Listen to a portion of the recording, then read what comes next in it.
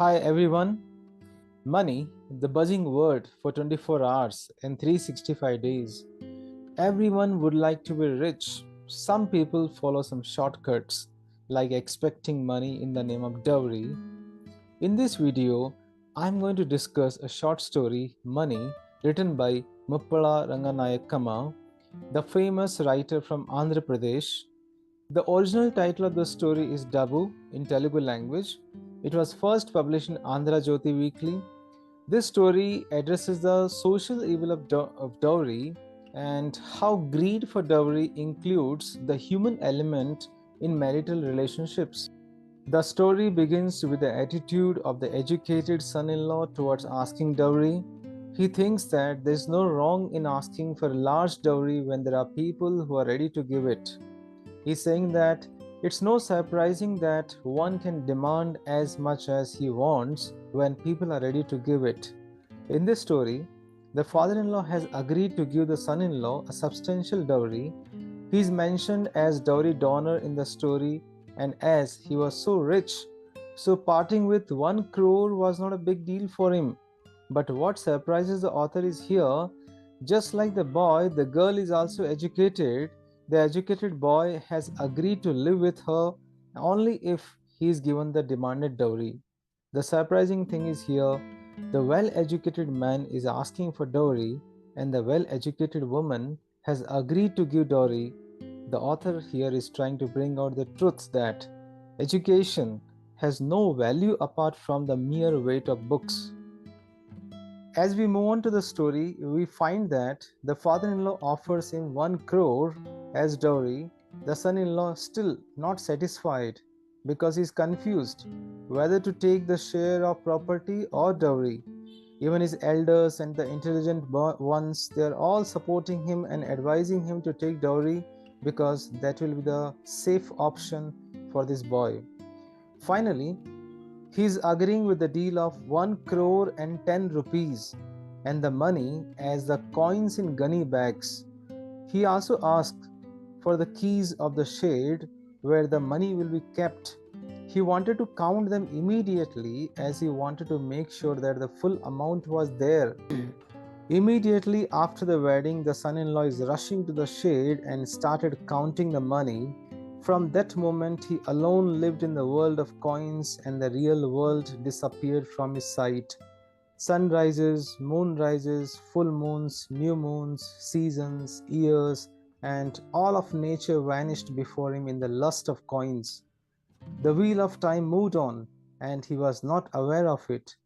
As he counted the last sack of coins, 24 years passed by. Whenever his wife came to shade to speak him, he would always be engaged in counting the money. He didn't even care for his wife, and it's been 2 years. Now she had left him and got married with another man who was not greedy. His wife soon realized that she had made a mistake by marrying who had no value for the relationship, and fortunately, when a noble man comes to her life, she gets married him. On the same day of her second marriage, she comes to inform her first husband about her marriage, but he starts shouting at her because he didn't want to count from the beginning. After 2 years, she gave birth to a baby girl, and the girl is now grown up and she's a graduate. After a few years, when she and her daughter came and standing in front of him, watching him in wonder, when the man finished counting the last sack of coins, 24 years were over. Even then, after seeing his wife after 24 years, all he's asking her is, where is his father-in-law? Because there was a shortage of 40 paise, which made him angry. He wanted to make his father-in-law apologize to him. His wife said that her father died 5 years back. Even though the man was bothered about the balance amount, who is going to pay the balance amount? The wife is reminding him that he has lost his precious 24 years of his life because of this money. She's telling him that if her father would have not given him dowry, he would have led a very happy and normal life. Hearing this also, he has not realized his mistake. and still he is very much worried about this 40 paise.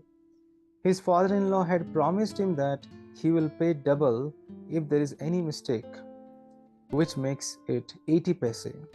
He is only worried about now who will be repaying his balance 80 paise. The daughter is grown up.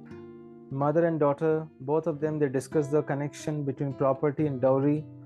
According to them, if parents have some property, daughters must get a share of it, but they are not given property share. Instead, a little money in the name of dowry is given to them. The problem of dowry implies an unjust division of property and nothing else.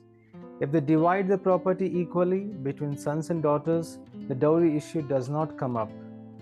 Dowry has become a practice, a tradition. No one bothers about a daughter's identity. If parents stop giving dowry for the daughters, then calculations are being arranged on the basis of property. If dowry is abolished, dowry transactions would turn into property transactions. Girls who had property will be able to get married. No property, no marriage. Therefore, the dowry problem is in reality a property problem. The mother agreed with the daughter. Greedy people always have an obsession with the calculation of property. The mania for money cannot buy love and happiness. It cannot heal ruptured relationships or build meaning into life. The daughter remarks that she cannot think of loving a man of property and not just a man who demands dowry. The story reflects three important themes. First, money versus relationship. Second, dowry degenerates moral values like love, honesty, compassion, all are sliding down. Third, excessive obsession of money is unhealthy. We have seen here how the son-in-law was obsessed with money and wasted his 24 years just for the sake of money. So what we have learned from this story is here, we need to break the chain of dowry from both the sides, as a parent of a girl or as well as a parent of a boy.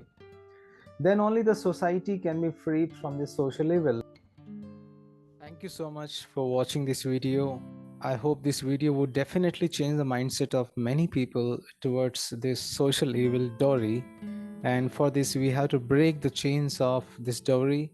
And special thanks to Muppala Ranganayakamma madam, who has written this story in Telugu language. Though it's translated in English, but the spirit, the soul of the story remains same. So dear friends, thank you so much for watching. For any online classes, you can WhatsApp me on 6361617669. Don't forget to subscribe the channel and also comment. Thank you once again.